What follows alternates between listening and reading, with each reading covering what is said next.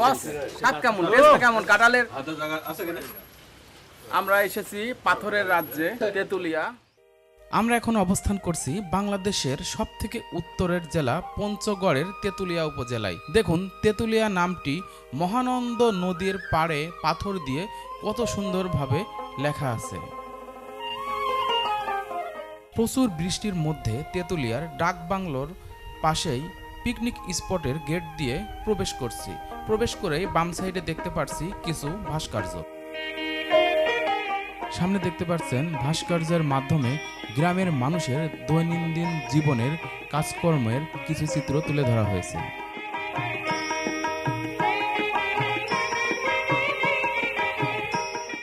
ভারতের সীমান্তবর্তী মহানন্দা নদীর তীর ঘেঁষে এখানকার ঐতিহাসিক ডাকবাংলো অবস্থিত। ভূমি থেকে প্রায় 15-20 মিটার উঁচু গড়ের উপর মাথা উঁচু করে দাঁড়িয়ে আছে এই ডাকবাংলোটি। আমরা এখানে এসেছি বর্ষাকালে, কারণ বর্ষাকালে ডাকবাংলো থেকে মহানন্দা নদীর অপূর্ব সৌন্দর্য মুগ্ধ করে সবাইকে। বৃষ্টির মধ্যে সবাই এক ছাতার নিচে দাঁড়িয়ে আছে। দূর থেকে দেখতে বেশ ভালোই লাগছিল, তাই আমি একটু সবাইকে ফটো উঠিয়ে নিলাম।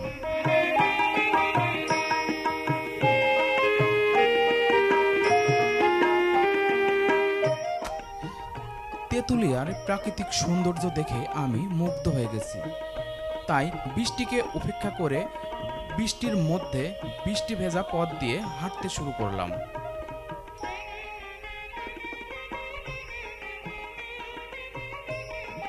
ডান সাইডে চোখে পড়ছে আমাদের বাংলাদেশের বীর শ্রেষ্ঠদের ছবি। আবার চলা শুরু করলাম।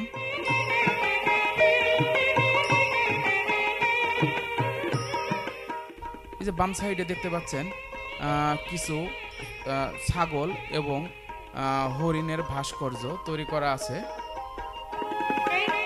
সামনে ওই দূরে দেখা যাচ্ছে মহিষের একটি গাড়ি।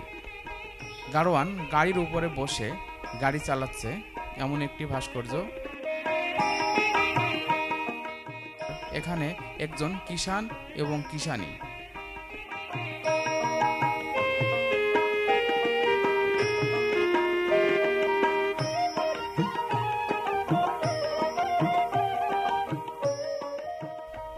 একদিকে প্রাকৃতিক সৌন্দর্য, অন্যদিকে কিছুটা কৃত্রিমতা, সব মিলেই এক অপূর্ব দৃশ্য দেখে আমি ক্যামেরায় ধারণ করে নিলাম।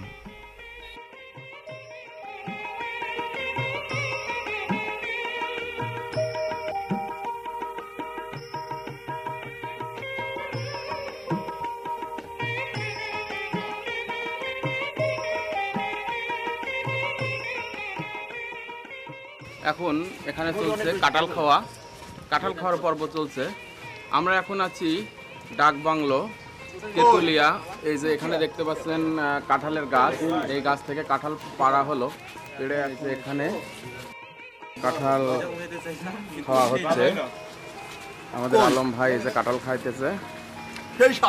হ্যাঁ পাকাটা ভালো ছিল, এটাই ভালো লাগছে না। ঠিক আছে আলম ভাই, বস স্বাদ কেমন, টেস্ট কেমন কাঁঠালের? আমরা এসেছি পাথরের রাজ্যে তেঁতুলিয়া। রফিক বস, এই যে ইশারুল ভাই আমার পাশে দাঁড়িয়ে আছে। আমরা সবাই কুষ্টিয়া থেকে আসছি।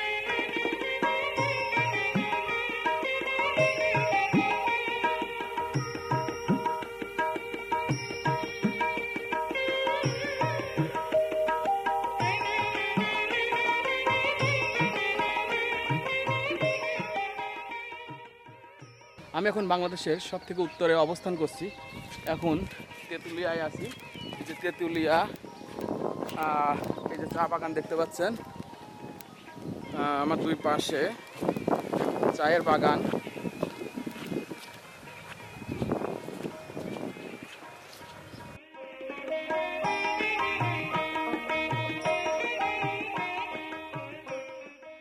বন্ধুরা, মহানন্দা নদীর ঠিক কূলে দাঁড়িয়ে আছি। এখন দেখাবো এই নদীর স্রোত বয়ে চলেছে। আর